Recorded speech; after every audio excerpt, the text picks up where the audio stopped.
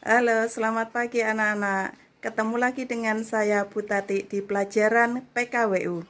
Kali ini tema kita adalah perancangan dan produksi kerajinan dengan inspirasi budaya non-benda. Kalian siap? Yuk kita mulai. Budaya tradisional daerah dan material, serta teknik khas daerah merupakan potensi yang harus dikembangkan sehingga lestari dan menjadi manfaat bagi daerah. Setiap daerah di Indonesia memiliki budaya tradisional yang berbeda-beda. Pengembangan dari setiap budaya tradisional tersebut akan menjadi kekayaan bersama yang luar biasa yang akan memberikan warna bagi kemajuan bangsa Indonesia di masa depan. Salah satu kekayaan pengembangan budaya tradisi adalah melalui pengembangan kerajinan. Proses perancangan kerajinan diawali dengan pemilihan sumber inspirasi dan pencarian ide produk kerajinan, pembuatan sketsa ide, pembuatan studi model kerajinan, dilanjutkan dengan pembuatan petunjuk produksi. Ide kerajinan dengan inspirasi budaya lokal akan dikembangkan menjadi produk kerajinan yang akan diproduksi dan siap dijual. Dengan demikian, produk yang dihasilkan harus memiliki nilai estetik dan inovasi agar diminati pasar. Perancangan kerajinan dengan inspirasi budaya non-benda akan menerjemahkan sesuatu yang abstrak atau tak berbenda menjadi benda atau berwujud. Misalnya, inspirasi diambil dari sebuah cerita rakyat tak berbenda menjadi sebuah diorama mini yang menggambarkan salah satu adegan dalam cerita rakyat tersebut.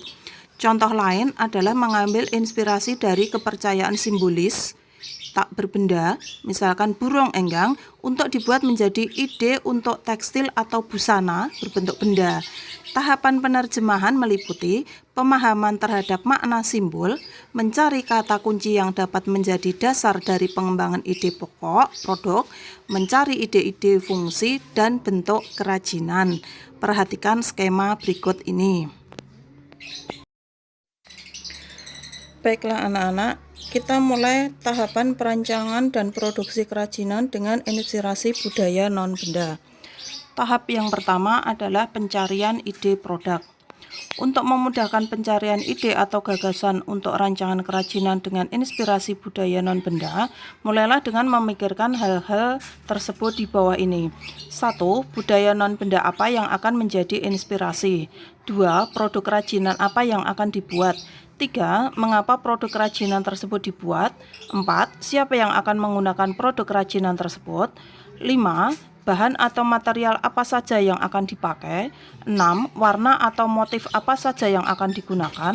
7. Adakah teknik warna tertentu yang akan digunakan? 8. Bagaimana proses pembuatan produk tersebut? Yang ke-9 adalah alat apa yang dibutuhkan. Selanjutnya, tahap yang kedua adalah membuat gambar atau sketsa.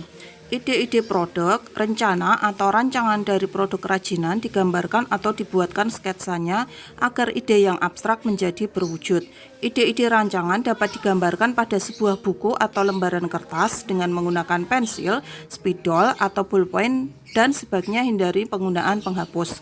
Tariklah garis tipis-tipis dahulu. Jika ada garis yang dirasa kurang tepat, abaikan saja. Buatlah garis lain pada bidang kertas yang sama. Demikian seterusnya sehingga kamu berani menarik garis dengan tegas dan tebal. Gambarkan idemu sebanyak-banyaknya. Dapat berupa variasi produk, satu produk yang memiliki fungsi sama tetapi dengan bentuk yang berbeda, produk dengan bentuk yang sama dengan warna dan motif yang berbeda, dan seterusnya. Perhatikan contoh beberapa sketsa berikut ini. Yang pertama adalah contoh sketsa ide dari burung enggang atau burung rangkong yang nantinya menjadi selendang pelindung atau syal.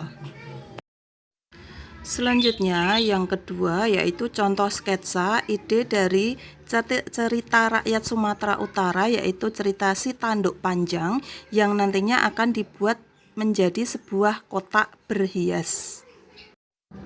Selanjutnya adalah contoh gambar kerajinan tekstil dengan ide simbol burung enggang yang kita rencanakan akan dibuat sebuah selendang pelindung atau syal. Nah, selanjutnya adalah contoh gambar kerajinan kotak berhias yang terinspirasi dari cerita Si Tanduk Panjang tadi. Selanjutnya, tahap yang ketiga adalah pilih ide yang terbaik. Setelah menghasilkan banyak ide dan menggambarkannya dengan sketsa, mulai pertimbangan ide mana yang paling baik, menyenangkan, dan memungkinkan untuk dibuat. Selanjutnya adalah tahap yang keempat, yaitu prototyping atau membuat studi model. Sketsa ide yang dibuat pada tahap-tahap sebelumnya adalah format 2 dimensi, artinya hanya digambarkan pada bidang datar. Kerajinan yang akan dibuat berbentuk 3 dimensi, maka studi bentuk selanjutnya dilakukan dalam format 3 dimensi, yaitu dengan studi model. Studi model dapat dilakukan dengan material sebenarnya maupun bukan material sebenarnya. Tahap selanjutnya adalah membuat perencanaan untuk proses produksi atau proses pembuatan kerajinan tersebut. Prosedur dan langkah-langkah kerja dituliskan secara jelas dan detail agar pelaksanaan produksi dapat dilakukan dengan mudah dan terencana. Demikian tadi anak-anak untuk materi kita hari ini. Kalian sudah jelas?